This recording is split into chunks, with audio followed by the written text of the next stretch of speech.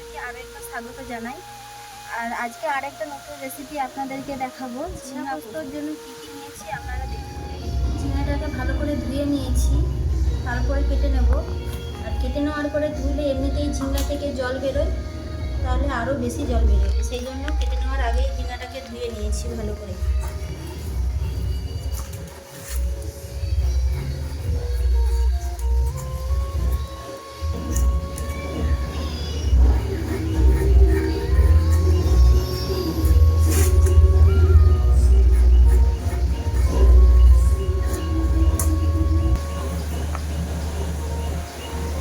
দেখুন ঝিঙেটা একবারে নরম।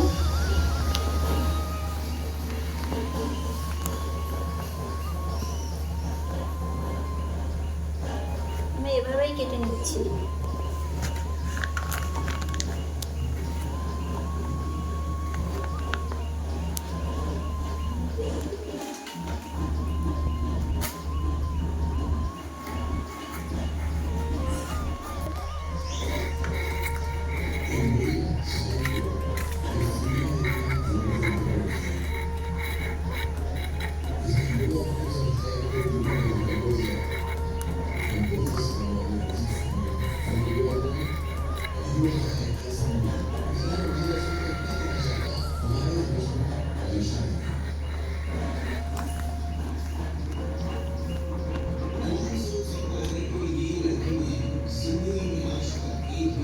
ঝিঙে আমার কাটা হয়ে গেছে, এবারে আলুটা কেটে নেব।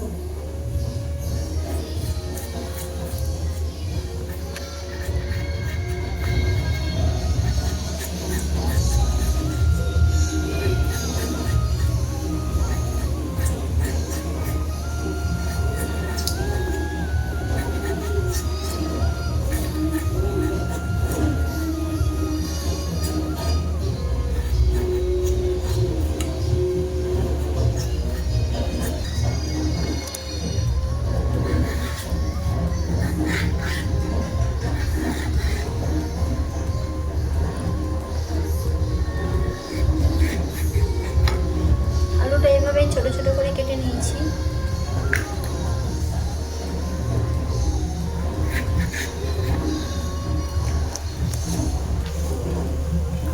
দেখুন আলুটা আমার কাটা হয়ে গেছে।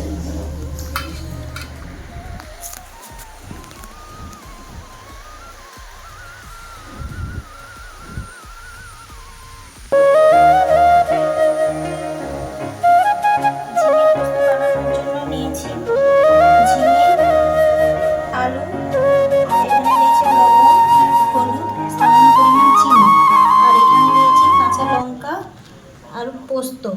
সামান্য উপকরণ দিয়ে আজকে ঝিঙেটা বানাবো। পোস্ত, কাঁচা লঙ্কা একসাথে শিলনোড়ায় বেটে নেব।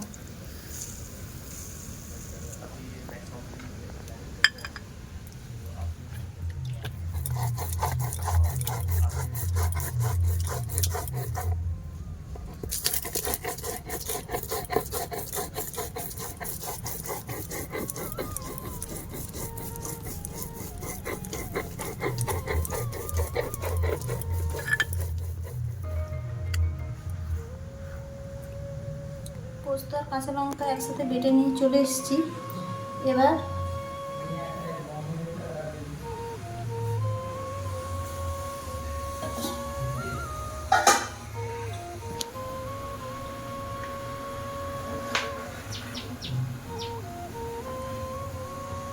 গ্যাস ওভেনটি জেলে কড়াইটা গরম করে নিয়েছি। এবার দিয়ে দেব সরষের তেল। এই রান্নাটা পুরোটাই সরষের তেলেই করব।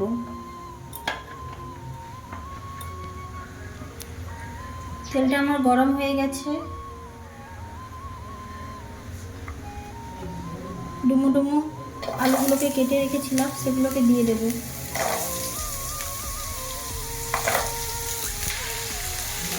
দিয়ে দিচ্ছি পরিমাণ মতো লবণ, পরিমাণ মতো হলুদ।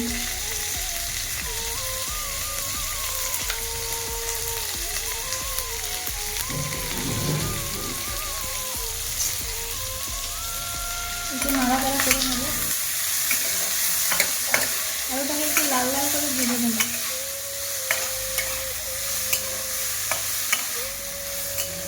আলুটা আমার লাল লাল করে ভাজা হয়ে গেছে। একই সাথে দিয়ে দেবো ঝিঙে, সামান্য হলুদ দিয়ে দিচ্ছি, সামান্য লবণ দিয়ে দিচ্ছি।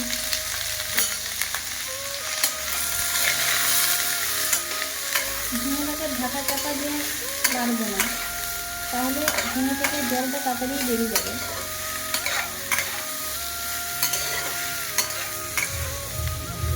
ঝিঙে আর আলুটা দুটোই ভালোভাবে নাড়া হয়ে গেছে।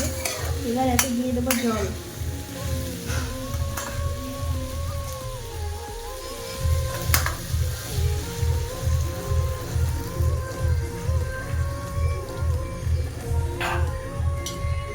ঢাকনা চাপা দিয়ে সেদ্ধ করতে দেবো।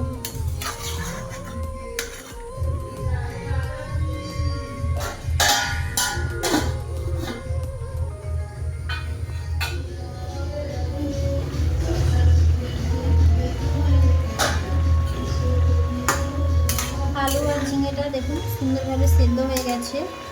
এর মধ্যে দিয়ে দেবো পোস্ত বাটা।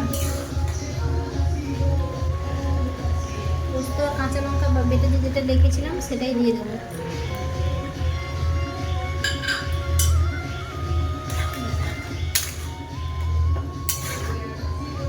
দিয়ে দেবো স্বাদ মতো চিনি।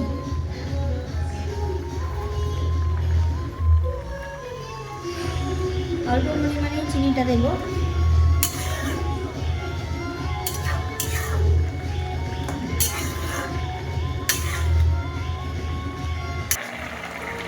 আর 5 মিনিট ফুটিয়ে নেওয়ার পরেই নামিয়ে দেবো।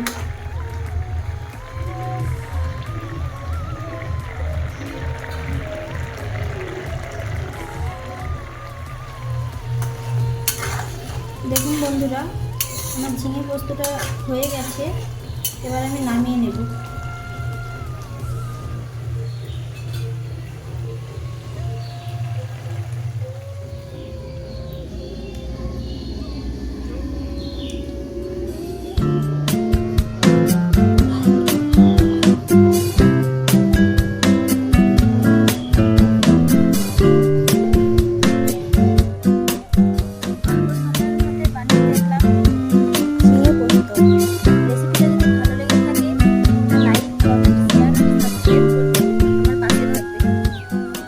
সহজেই বানিয়ে ফেলেছি ঝিঙে পোস্ত।